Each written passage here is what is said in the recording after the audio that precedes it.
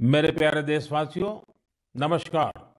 आज मन की बात के एक और एपिसोड के जरिए हम एक साथ जुड़ रहे हैं। ये 2022 की पहली मन की बात है। आज हम फिर ऐसी चर्चाओं को आगे बढ़ाएंगे जो हमारे देश और देशवासियों की सकारात्मक प्रेरणाओं और सामूहिक प्रयासों से जुड़ी होती है। आज हमारे पूज्य बापू महात्मा गांधी जी की पुण्यतिथि भी है। 30 जनवरी का ये दिन हमें बापू की शिक्षाओं की याद दिलाता है। अभी कुछ दिन पहले ही हमने गणतंत्र दिवस भी मनाया।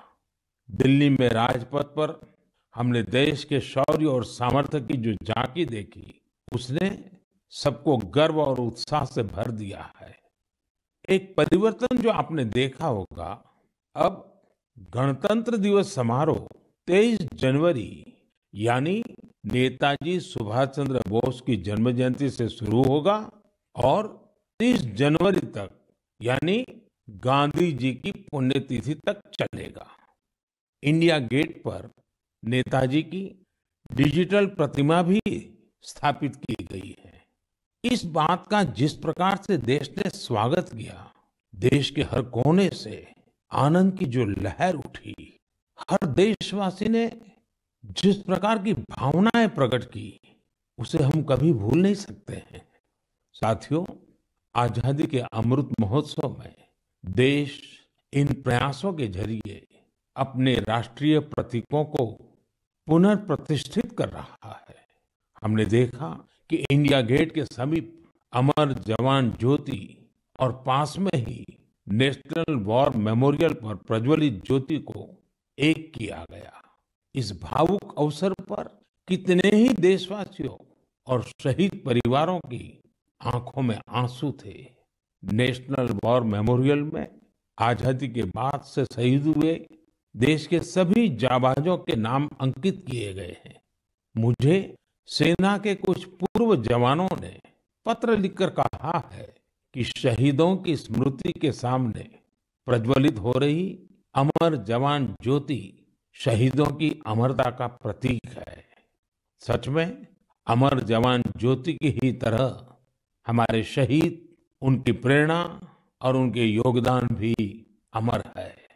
मैं आप सभी से कहूंगा, जब भी अवसर मिले नेशनल वॉर मेमोरियल जरूर जाएं। अपने परिवार और बच्चों को भी जरूर ले जाएं। यहाँ आपको एक अलग ऊर्जा और प्रेरणा का अनुभव होगा। साथियों, अमृत महोत्सव के इन आयोजनों के बीच देश में कई महत्वपूर्ण राष्ट्रीय पुरस्कार भी दिए गए। एक है प्रधानमंत्री राष्ट्रीय बाल पुरस्कार।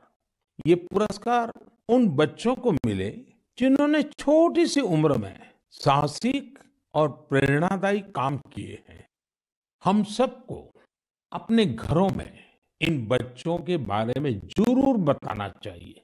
इनसे हमारे बच्चों को भी प्रेरणा मिलेगी और उनके भीतर देश का नाम रोशन करने का उत्साह जगेगा। देश में अभी पद्म सम्मान की भी घोषणा हुई है। पद्म पुरस्कार पाने वाले में कई ऐसे नाम भी हैं जिनके बारे में बहुत कम लोग जानते हैं। ये हमारे देश के अनसंग हीरोज हैं, जिन्होंने साधारण परिस्थितियों में असाधारण काम किए हैं। जैसे कि उत्तराखंड की बसंती देवी जी को पद्मश्री से सम्मानित किया गया है। बसंती देवी ने अपना पूरा जीवन संघर्षों के बीच जिया। कम उम्र में ही उनके पति का निधन हो गया था और वो एक आश्रम में रहने लगी। यहाँ रहकर उन्होंने नदी को बचाने के लिए संघर्ष किया और पर्यावरण के लिए असाधारण योगदान दिया। उन्होंने महिलाओं के सशक्तिकरण के लिए भी काफी काम किया है। इसी तरह मणिपुर की 77 साल की लौरेम्बम बिनो देवी दशकों से मणिपुर की लीबा टेक्सटाइल आर्ट का संरक्षण कर रही है। उन्हें भी पद्मश्री से सम्मानित किया गया है। मध्य प्रदेश के अर्जुन सिंह को बैगा आदिवासी नृत्य की कला को पहचान दिलाने के लिए पद्म सम्मान मिला है। पद्म सम्मान पाने वाले एक और व्यक्ति है श्रीमान अमाई महालिंगा नाइक। एक किसान है और कर्नाटका के रहने वाले हैं। इन्हें कुछ लोग टनल मैन भी कहते हैं।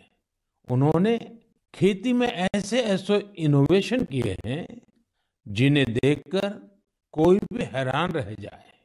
इनके प्रयासों का बहुत बड़ा लाभ छोटे किसानों को हो रहा है। ऐसे और भी कई अनसंग हीरोज हैं जिन्हें देश ने उनके योगदान के लिए सम्मानित किया है। आप जरूर इनके बारे में जानने की कोशिश करिए। इनसे हमें जीवन में बहुत कुछ सीखने को मिलेगा। मेरे प्यारे देशवासियों, अमृत महोत्सव पर आप सब साथी मुझे ढेरों पत्र और मैसेज भेजते हैं, कई सुझाव भी देते हैं। इसी श्रृंखला में कुछ ऐसा हुआ है जो मेरे लिए अविस्मरणीय है। मुझे 1 करोड़ से ज्यादा बच्चों ने अपने मन की बात पोस्टकार्ड के जरिए लिखकर भेजी है। ये 1 करोड़ पोस्टकार्ड देश के अलग अलग हिस्सों से आए हैं, विदेश से भी आए हैं। समय निकालकर इनमें से काफी पोस्टकार्ड को मैंने पढ़ने का प्रयास किया है। इन पोस्टकार्ड्स में इस बात के दर्शन होते हैं कि देश के भविष्य के लिए हमारी नई पीढ़ी की सोच कितनी व्यापक और कितनी बड़ी है। मैंने मन की बात के श्रोताओं के लिए कुछ पोस्टकार्ड छांटे हैं जिन्हें मैं आपसे शेयर करना चाहता हूं। जैसे यह एक असम के गुवाहाटी से रिद्धिमा स्वर्गियारी का पोस्टकार्ड है। रिद्धिमा क्लास 7th की स्टूडेंट है और उन्होंने लिखा है कि वो आजादी के 100वें साल में एक ऐसा भारत देखना चाहती हैं जो दुनिया का सबसे स्वच्छ देश हो, आतंकवाद से पूरी तरह से मुक्त हो, 100% साक्षर देशों में शामिल हो, जीरो एक्सीडेंट कंट्री हो और सस्टेनेबल तकनीक से फूड सिक्योरिटी में सक्षम हो। रिद्धिमा, हमारी बेटियां जो सोचती हैं, जो सपने देश के लिए देखती हैं, वो तो पूरे होते ही हैं जब सबके प्रयास जुड़ेंगे।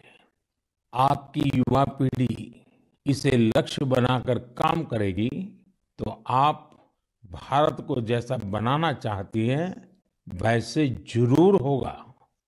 एक पोस्टकार्ड मुझे उत्तर प्रदेश के प्रयागराज की नव्या वर्मा का भी मिला है। नव्या ने लिखा है कि उनका सपना 2047 में ऐसे भारत का है जहां सभी को सम्मानपूर्ण जीवन मिले, जहां किसान समृद्ध हो और भ्रष्टाचार न हो। नव्या, देश के लिए आपका सपना बहुत सराहनीय है। इस दिशा में देश तेजी से आगे भी बढ़ रहा है।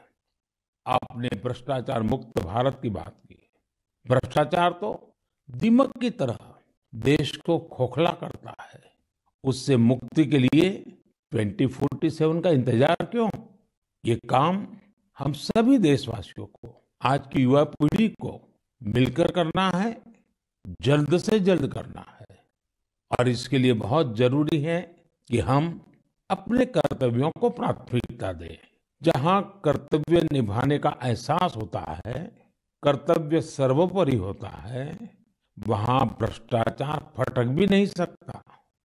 साथियों, एक और पोस्टकार्ड मेरे सामने है चेन्नई से मोहम्मद इब्राहिम का। इब्राहिम 2047 में भारत को रक्षा के क्षेत्र में एक बड़ी ताकत के रूप में देखना चाहते हैं। वो चाहते हैं कि चंद्रमा पर भारत का अपना रिसर्च बेस हो और मंगल पर भारत मानव आबादी को बसाने का काम शुरू करे।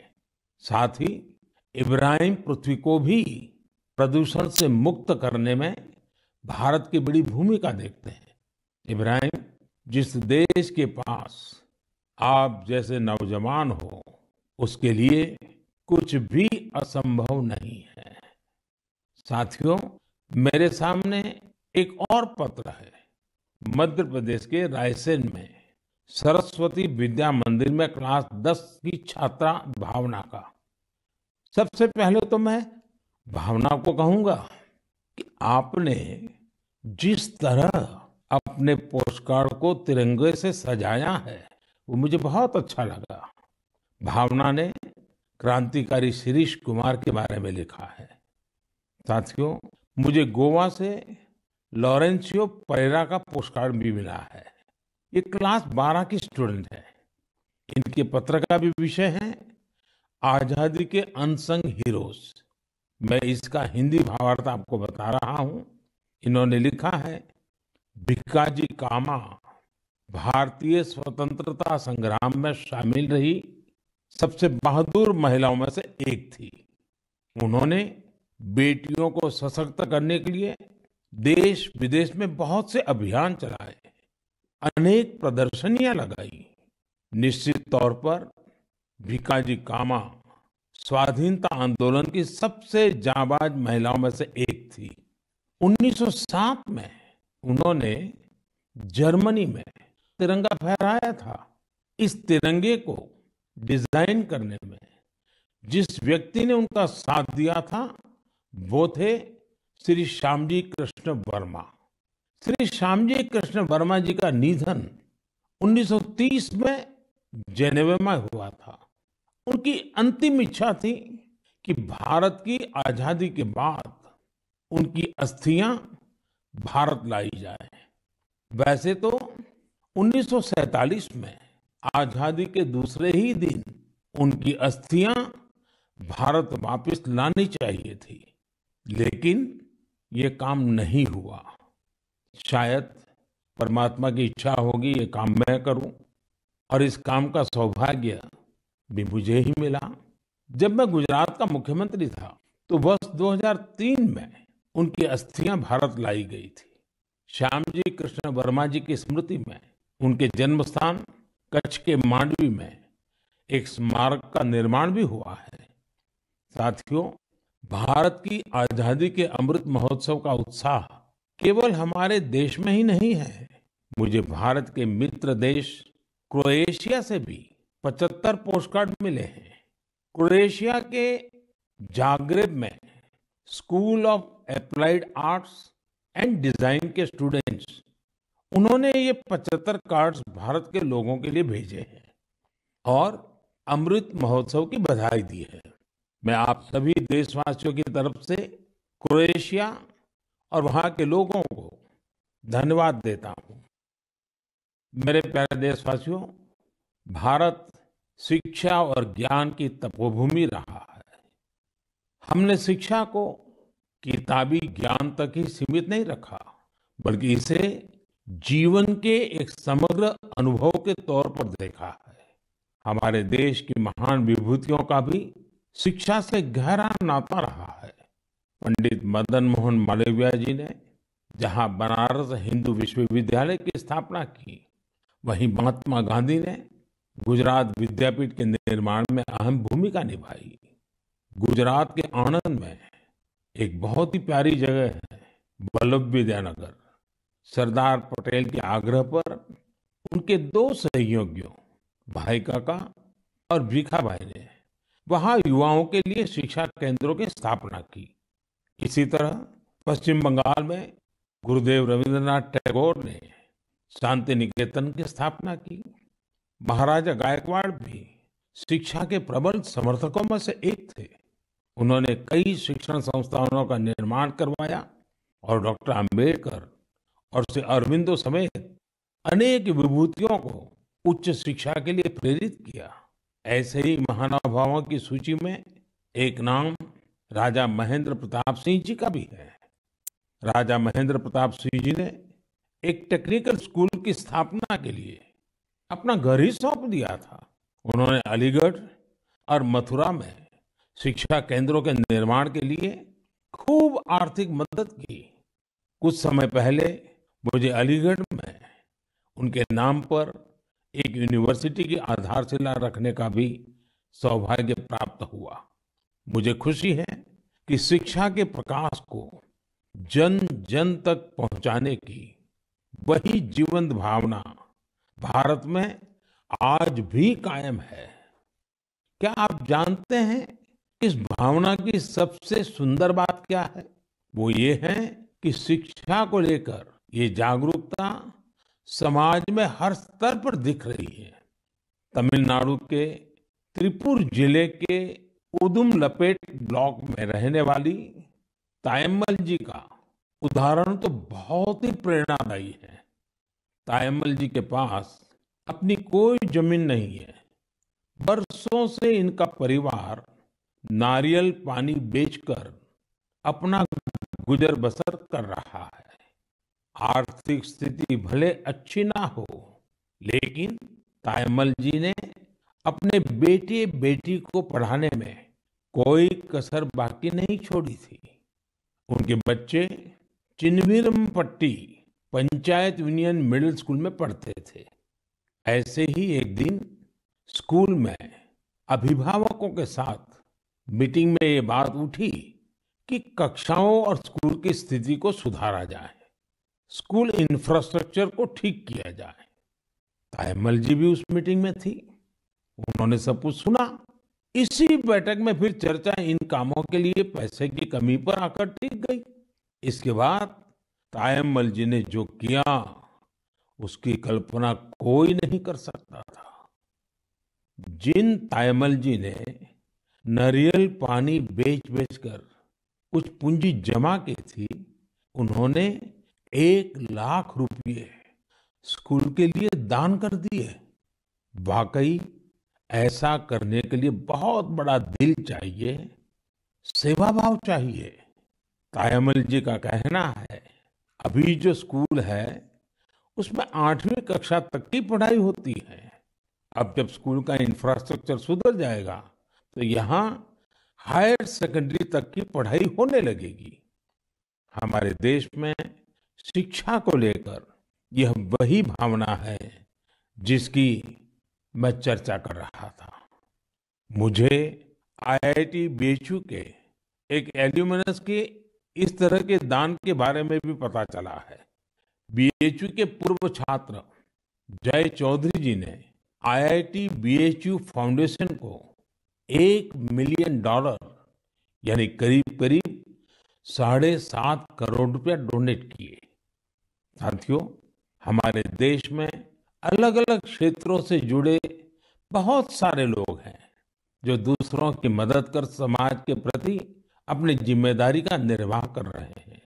मुझे बेहद खुशी है कि इस तरह के प्रयास उच्च शिक्षा के क्षेत्र में, खासकर हमारी अलग अलग आईआईटीज में निरंतर देखने को मिल रहे हैं। केंद्रीय विश्वविद्यालयों में भी इस प्रकार के प्रेरक उदाहरणों की कमी नहीं है।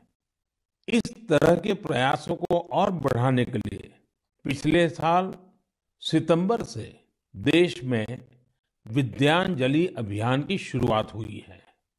इसका उद्देश्य अलग अलग संगठनों, सीएसआर और निजी क्षेत्र की भागीदारी से देश भर के स्कूलों में शिक्षा की गुणवत्ता में सुधार लाना है। विद्यांजलि सामुदायिक भागीदारी और ओनरशिप की भावना को आगे बढ़ा रही है। अपने स्कूल, कॉलेज से निरंतर जुड़े रहना, अपनी क्षमता के अनुसार कुछ न कुछ योगदान देना, यह एक ऐसी बात है जिसका संतोष और आनंद अनुभव लेकर ही पता चलता है। मेरे प्यारे देशवासियों, प्रकृति से प्रेम और हर जीव के लिए करुणा, ये हमारी संस्कृति भी है और सहज स्वभाव भी है। हमारे इन्हीं संस्कारों की झलक अभी हाल ही में तब दिखी जब मध्य प्रदेश के पेंच टाइगर रिजर्व में एक बाघिन ने दुनिया को अलविदा कर दिया। इस बाघिन को लोग कॉलर वाली बाघिन कहते थे। वन विभाग ने इसे T15 नाम दिया था। इस बाघिन की मृत्यु ने लोगों को इतना भावुक कर दिया जैसे उनका कोई अपना दुनिया छोड़ गया हो। लोगों ने बाकायदा उसका अंतिम संस्कार किया उसे पूरे सम्मान और स्नेह के साथ विदाई दी। आपने भी ये तस्वीरें सोशल मीडिया में जरूर देखी होगी। पूरी दुनिया में प्रकृति और जीवों के लिए हम भारतीयों के इस प्यार की खूब सराहना हुई। कॉलर वाली बाघिन ने जीवन काल में 29 शावकों को जन्म दिया और 25 को पाल पोसकर बड़ा भी बनाया। हमने T15 के इस जीवन को भी सेलिब्रेट किया और जब उसने दुनिया छोड़ी तो उसे भावुक विदाई भी दी। यही तो भारत के लोगों की खूबी है। हम हर चेतन जीव से प्रेम का संबंध बना लेते हैं। ऐसा ही एक दृश्य हमें इस बार गणतंत्र दिवस की परेड में भी देखने को मिला। इस परेड में प्रेसिडेंट्स बॉडीगार्ड्स के चार्जर घोड़े विराट ने अपनी आखिरी परेड में हिस्सा लिया। घोड़ा विराट 2003 में राष्ट्रपति भवन आया था और हर बार गणतंत्र दिवस पर कमांडेंट चार्जर के तौर पर परेड को लीड करता था। जब किसी विदेशी राष्ट्राध्यक्ष का राष्ट्रपति भवन में स्वागत होता था, तब भी वो अपनी ये भूमिका निभाता था। इस वर्ष आर्मी डे पर घोड़े विराट को सेना प्रमुख द्वारा कॉज कमेंडेशन कार्ड भी दिया गया। विराट की विराट सेवाओं को देखते हुए उसकी सेवानिवृत्ति के बाद उतने ही भव्य तरीके से उसे विदाई दी गई। मेरे प्यारे देशवासियों, जब एकनिष्ठ प्रयास होता है, नेक नियत से काम होता है, तो उसके परिणाम भी मिलते हैं। इसका एक बेहतरीन उदाहरण सामने आया है असम से। असम का नाम लेते ही वहां के चाय बागान और बहुत सारे नेशनल पार्क का ख्याल आता है। साथ ही एक सींग वाले गैंडे यानी वन हॉर्न राइनो की तस्वीर भी हमारे मन में उभरती है। आप सभी जानते हैं कि एक सींग वाला गैंडा हमेशा से असमिया संस्कृति का हिस्सा रहा है। भारत रत्न भूपेन हजारिका जी का ये गीत हर एक कान में गूंजता होगा। কাজিৰঙাৰ চিৰ সেউজী পৰিৱেশ হস্তি ব্যাঘ্ৰৰে এক খড়গৰ গড় পৃথিৱীয়ে চাই পক্ষীৰ সুদিয়া প্ৰকাশ মোৰ কাজিৰঙা নহয় যে বন্য। साथियों, इस गीत का जो अर्थ है वो बहुत सुसंगत है। इस गीत में कहा गया है, काजीरंगा का हरा भरा परिवेश, हाथी और बाघ का निवास, एक सींग वाले गैंडे को पृथ्वी देखे, पक्षियों का मधुर कलरव सुने। असम की विश्व प्रसिद्ध हथकरघा पर बुनी गई मूंगा और एरी की पोशाकों में भी गैंडों की आकृति दिखाई देती है। असम की संस्कृति में जिस गैंडे की इतनी बड़ी महिमा है, उसे भी संकटों का सामना करना पड़ता था। वर्ष 2013 में 37 और 2014 में 32 गैंडों को तस्करों ने मार डाला था। इस चुनौती से निपटने के लिए पिछले 7 वर्षों में असम सरकार के विशेष प्रयासों से गैंडों के शिकार के खिलाफ एक बहुत बड़ा अभियान चलाया गया। पिछले 22 सितंबर को वर्ल्ड राइनो डे के मौके पर तस्करों से जब्त किए गए 2400 से ज्यादा सींगों को जला दिया गया था। यह तस्करों के लिए एक सख्त संदेश था। ऐसे ही प्रयासों का नतीजा है कि अब असम में गैंडों के शिकार में लगातार कमी आ रही है। जहां 2013 में 37 गैंडे मारे गए थे, वहीं 2020 में 2 और 2021 में सिर्फ एक गैंडे के शिकार का मामला सामने आया है। मैं गैंडों को बचाने के लिए असम के लोगों के संकल्प की सराहना करता हूं। साथियों, भारतीय संस्कृति के विविध रंगों और आध्यात्मिक शक्ति ने हमेशा से दुनिया भर के लोगों को अपनी ओर खींचा है। अगर मैं आपसे कहूं कि भारतीय संस्कृति अमेरिका, कनाडा, दुबई, सिंगापुर, पश्चिमी यूरोप और जापान में बहुत ही लोकप्रिय है, तो ये बात आपको बहुत सामान्य लगेगी, आपको कोई हैरानी नहीं होगी। लेकिन अगर ये कहूं कि भारतीय संस्कृति का लैटिन अमेरिका और साउथ अमेरिका में भी बड़ा आकर्षण है, तो आप एक बार जरूर सोच में पड़ जाएंगे। मैक्सिको में खादी को बढ़ावा देने की बात हो या फिर ब्राजील में भारतीय परंपराओं को लोकप्रिय बनाने का प्रयास, मन की बात में हम इन विषयों पर पहले चर्चा कर चुके हैं। आज मैं आपको अर्जेंटीना में फहरा रहे भारतीय संस्कृति के परचम के बारे में बताऊंगा। अर्जेंटीना में हमारी संस्कृति को बहुत पसंद किया जाता है। 2018 में मैंने अर्जेंटीना की अपनी यात्रा के दौरान योग के कार्यक्रम में योगा फॉर पीस में हिस्सा लिया था। यहाँ अर्जेंटीना में एक संस्था है, हस्तिनापुर फाउंडेशन। आपको सुनकर के आश्चर्य होता है ना, कहाँ अर्जेंटीना और वहां भी हस्तिनापुर फाउंडेशन। यह फाउंडेशन अर्जेंटीना में भारतीय वैदिक परंपराओं के प्रसार में जुटा है। इसकी स्थापना 40 साल पहले एक मैडम प्रोफेसर एडा एल्ब्रेट ने की थी। आज प्रोफेसर एडा एल्ब्रेट 90 वर्ष की होने जा रही है। भारत के साथ उनका जुड़ाव कैसे हुआ, ये भी बहुत दिलचस्प है। जब वो 18 साल की थी, तब पहली बार भारतीय संस्कृति की शक्ति से उनका परिचय हुआ। उन्होंने भारत में काफी समय भी बिताया, भगवत गीता और उपनिषदों के बारे में गहराई से जाना।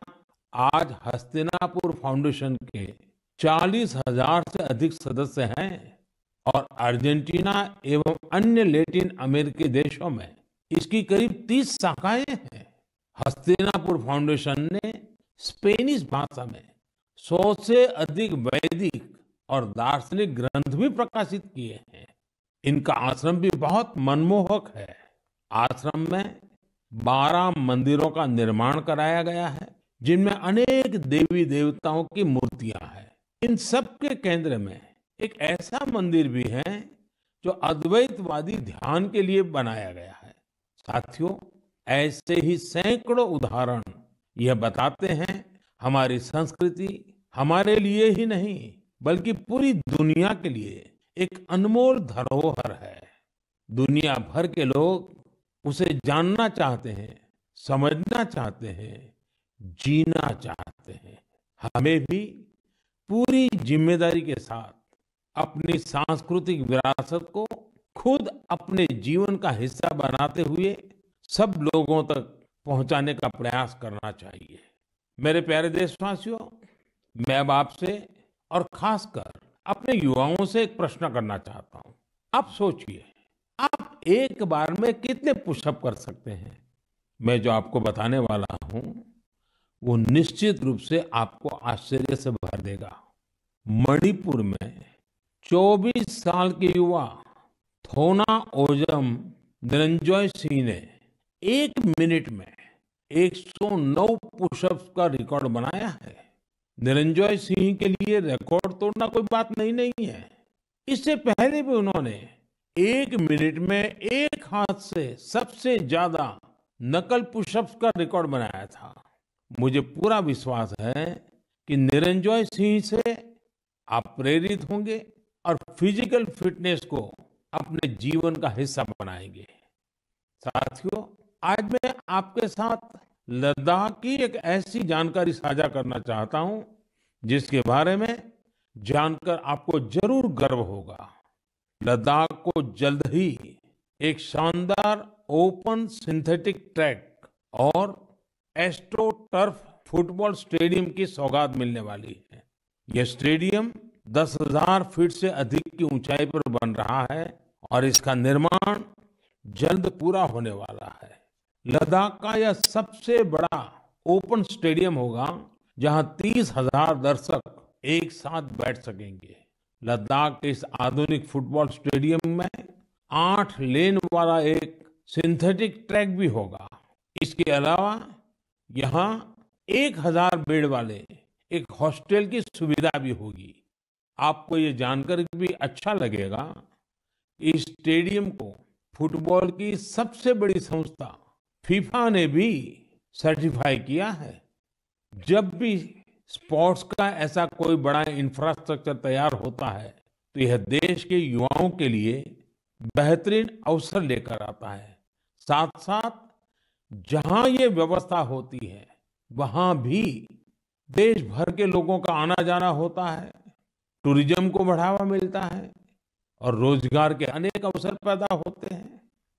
इस स्टेडियम का भी लाभ लद्दाख के हमारे अनेकों युवाओं को होगा।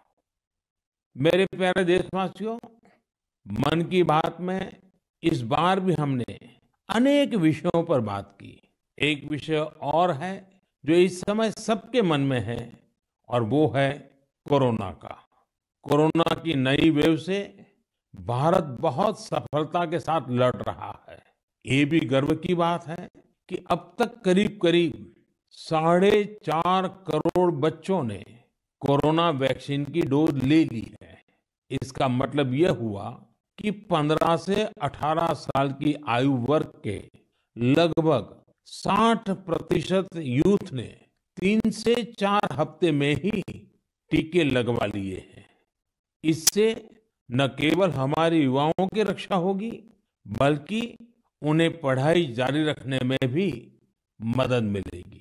एक और अच्छी बात ये भी है कि 20 दिन के भीतर ही 1 करोड़ लोगों ने प्रिकॉशन डोज भी ले ली है। अपने देश की वैक्सीन पर देशवासियों का ये भरोसा हमारी बहुत बड़ी ताकत है। अब तो कोरोना संक्रमण के केस भी कम होने शुरू हुए हैं। ये बहुत सकारात्मक संकेत है। लोग सुरक्षित रहें, देश की आर्थिक गतिविधियों की रफ्तार बनी रहे, हर देशवासी की यही कामना है। और आप तो जानते ही हैं, मन की बात में कुछ बातें मैं कहे बिना रह ही नहीं सकता हूं। जैसे स्वच्छता अभियान को हमें भूलना नहीं है, सिंगल यूज प्लास्टिक के खिलाफ अभियान को हमें और तेजी लानी जरूरी है। वोकल फॉर लोकल का मंत्र ये हमारी जिम्मेवारी है। हमें आत्मनिर्भर भारत अभियान के लिए जी जान से जुटे रहना है। हम सबके प्रयास से ही देश विकास की नई ऊंचाइयों पर पहुंचेगा। इसी कामना के साथ मैं आपसे विदा लेता हूं। बहुत बहुत धन्यवाद।